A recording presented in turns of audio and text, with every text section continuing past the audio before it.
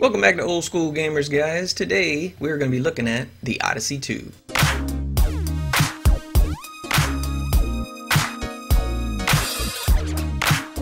You know what to do. Like and subscribe, guys. Like and subscribe. Welcome to Old School Gamers, guys. Today we are going way back in time.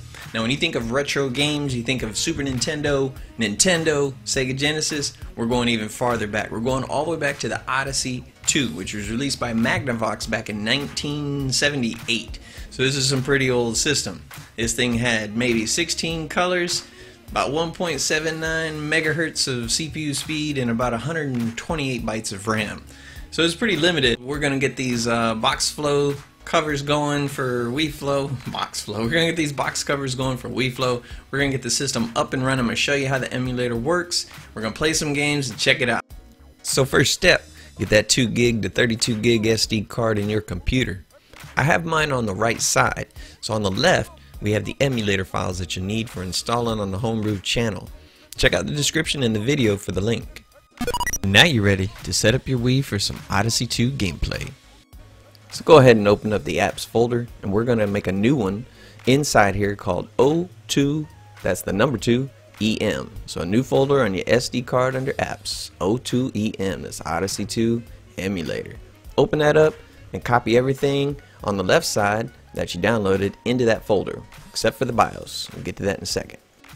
Alright, now we're going to make a folder in the main directory, right under your SD card, or USB, or hard drive, whatever, just in the root directory. We're going to go ahead and call this one ROMs. You can call it what you like, but that's what I called it. Inside here, though, we're going to make another directory called Odd ROMs, for Odyssey 2 ROMs. The names of the location isn't really important, just as long as you set this path in the config file in Wii Flow. Anyway, go ahead and copy over your bin files that are used for BIOS and put that in the Odd ROMs folder, or whatever you called it. And you guessed it, your ROMs go in here too. But let's get it ready for Wii Flow. First thing, gotta grab the emulator. Go back to the main root directory under apps, O2EM, grab that boot.dol. Go ahead and copy it, go into Wii Flow, and we're gonna put it in plugins. Wii Flow plugins. This is where all your emulators are at. So go ahead and paste it in there. And as you can tell, I actually have 2 versions. The old one, which was already in there from Wii Flow, and this boot.dol that I renamed, you know, to OTM, O2EM.dol. Anyway, I wanted the latest version. Yeah, we're cooking now. Go ahead and edit the file. Notepad++, whatever you want. Gotta get this plugin open. The O2EM.ini. All kind of settings in here. File type. Is yours .bin? Is it .zip? I don't know, but make sure it matches. It ain't gonna work. Alright, let's take a look at magic. This number just has to match. So just make sure that it matches. Okay. So what I did is a copy and paste of it, and then I opened up the source menu.ini, which is the main one under Wii Flow plugin settings. Okay, and I found it, and I was like, there it is. Cool. Yep, that's the right one for O2EM. So we're good. Some other things to note in here, like display name. Okay, but cover folder. We want to make this thing look good. So let's go get some cover folders, download them, and set them up. Oh yeah, gbatemp.net. This is where I get them all. A lot of different links here. Go ahead and click on the one for Shrunken Spine. That's going to be the best. Alright, extract them. You know what to do.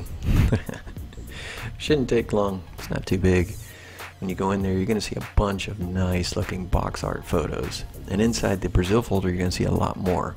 Okay? So there's some duplicates, some overlap. Go ahead and grab the ones that you want. Actually, let's take a look at one. Where's the Nimble Numbers one? I think it's up here. And there it is. Look at this though. Look at the colors. I mean, look at the artwork. I mean, back in the day, that's what the games were all about. I mean, the artwork in the box looked so much better than the game. Hey, that's the way it was. Alright, let's double check. Go back to the O2EM.ini. So the folder for cover folders, O2EM. Alright, so that's where they gotta go. But that path is not, you know, easy. So go under the root, Wii Flow, box covers. Okay, root, Wii Flow, box covers. And when you go in here, look around. Is there an O2EM folder? Nope. So guess what? We gotta make it. So you got one in here for, you know, Nintendo. You got one in here for all kinds of systems. Anyway, let's make a new one.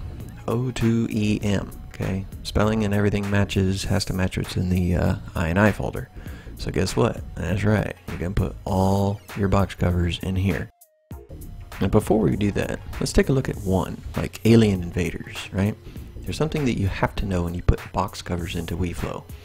The box covers naming convention is not based on anything on the box itself, it's based on the game and the file name.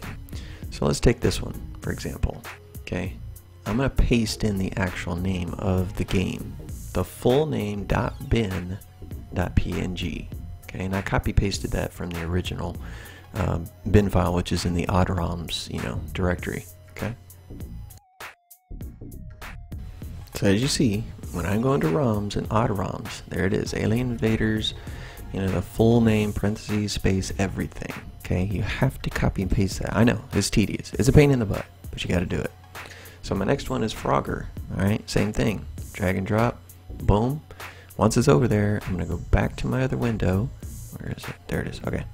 And I'm going to right click on this so that I can rename the file. I'm not going to rename it, I'm just going to copy it, okay. You can type it up manually if you want, but if you mistype one little thing, it's not going to work. So I do rename so I can copy it, I paste it in there so it's a .png. Okay. Now you have to do this to each and every ROM that you have. Yes, it's tedious, it's a pain in the butt, but it's the only way it works.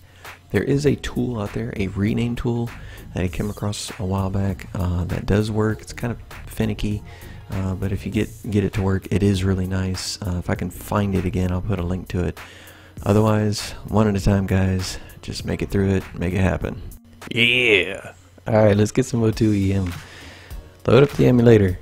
Now, when you first start it up, it ain't gonna look right. Check this out. This is what you're gonna see. Doesn't look right at all. Alright, bring up the menu. Not that one. This one. There it is. Hit reload cache. Dang it. Let it reload. Now let it come back. Now we're talking. Oh yeah.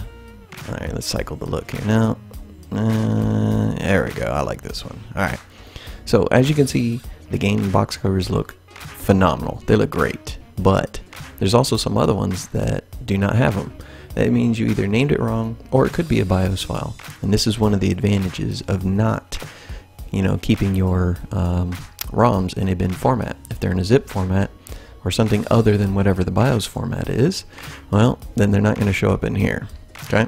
So, looking good. Let's launch a game.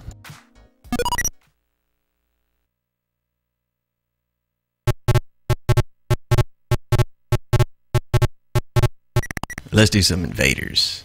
Incredible.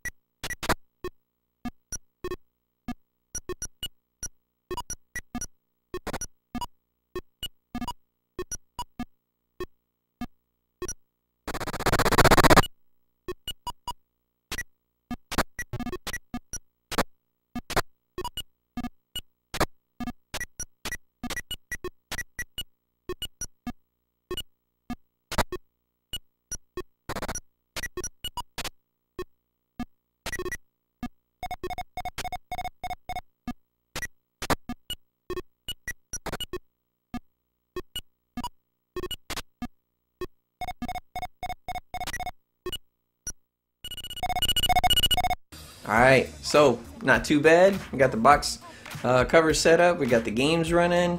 Yes, the graphics look pretty archaic, but hey, this was 1978. The Odyssey2 had to go up against the Atari 2600 and of course Mattel's Intellivision, so this console had a lot to fight. It was kind of like the first console war, and it came in third, but it did okay. About 2 million units I think sold total, so it did pretty good, and it had a pretty strong cult following. And it's got a soft spot in my heart. I love retro, and this is retro for retro. It's got like 16 colors max. It only runs at like 1.79 megahertz, about 128 bytes of RAM. So it's pretty, it's pretty old. So anyway, but if you have any questions, let me know. Like I said, some of the games, like Popeyes, need a keyboard. I don't have the right keyboard. I'm looking for one. I believe it's the Logitech one that works, so I'm gonna try and find an older Logitech keyboard and see if that works. If you have a spare one and you want to send it to us, let us know. I'll do an updated video and show you some of the games that work with a keyboard as well. That you also need to select some of the options. Anyway guys, thanks for watching, and please like and subscribe the video. If you like what you see, you got any comments or questions, hit me up below.